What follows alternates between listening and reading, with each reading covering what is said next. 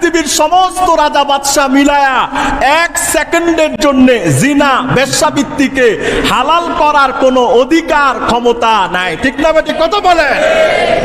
পৃথিবীর 200 কোটি মুসলমান যদি এক কাতারে একসাথে একত্রিত হয়ে যদি বলে অন্তত 1 মিনিটের জন্য জিনা আমরা হালাল করলাম, 200 কোটি মুসলমান সাথে সাথে কাফের হয়ে যাবে, একজনেরও আর ঈমান থাকবে না। ঠিক না বেটি কথা বলে? আল্লাহ পাকের বিধান এত মারাত্মক বিধান, কিন্তু আমরা এগুলোকে খেলতামাশার বস্তু বানাই, যেমন মন চায় তেমন করি। ওই যে বলে না, যেমন সাজো তেমন নাচো। আল্লাহ পাকের বিধান, আল্লাহ পাকের আইন, ইসলামের কানুন, এটা খেলতামাশার বিষয় না, এটা অবহেলার বিষয় না, এটা তুচ্ছ তাচ্ছিল্য অবজ্ঞা করার বিষয় না। এটা মহান রব্বুল আলামিনের পক্ষ থেকে নির্ধারিত, নির্বাচিত, চয়নকৃত মানব কল্যাণে এটাই সমাদৃত। ঠিক না বেটি কথা বলেন?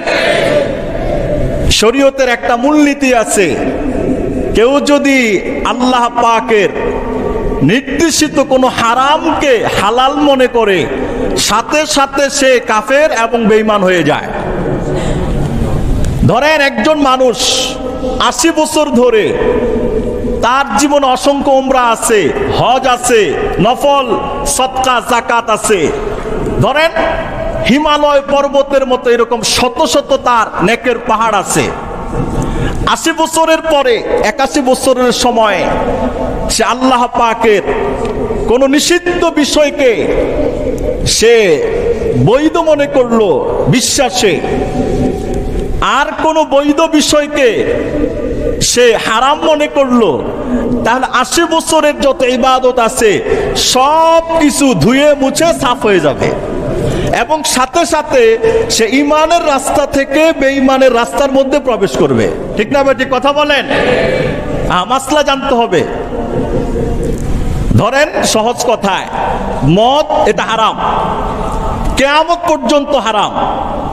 কেউ যদি মদকে নিজের জন্য হালাল মনে করে বা অন্যের জন্য এটাকে হালাল করার লাইসেন্স দেয়, আরে ভাই, যার জন্য লাইসেন্স সে কি আসমানের ফেরেশতা না মানুষ?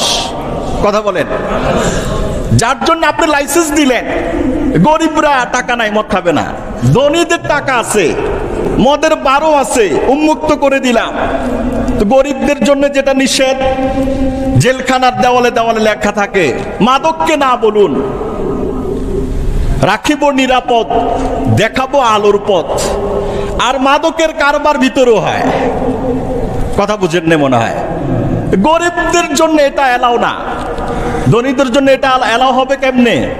ধনী তো আল্লাহর বান্দা, গরিবও তো আল্লাহর বান্দা।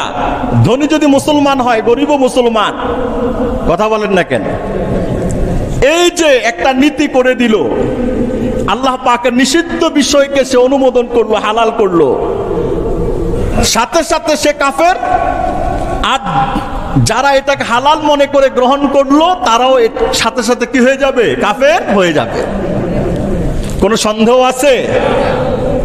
আল্লাহ পাকের কোন হারাম বিধানকে পৃথিবীর সমস্ত মানুষ মিলেও যদি বলে মদ 1 ঘন্টার জন্য হালাল আর কিয়ামত পর্যন্ত হারাম, পৃথিবীর সমস্ত রাজা বাদশাহ মিলে একসাথে একত্রিত হলেও 1 ঘন্টা কেন 1 সেকেন্ডের জন্য আল্লাহ পাকের হারামকৃত বিধানকে হালাল করার ক্ষমতা পৃথিবীর কারো নাই। ঠিক না বেটি কথা বলে?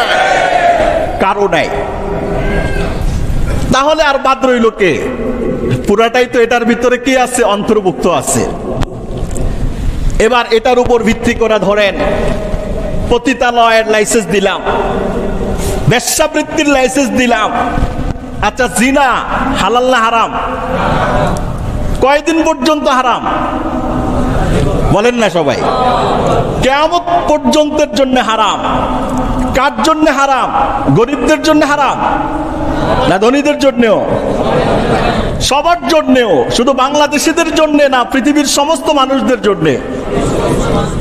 বিশেষভাবে যারা মুমিন মুসলমান দাবি করবে, তাদের বিশ্বাসে এটা থাকবে কিয়ামত পর্যন্ত এটা হারাম হারাম হারাম।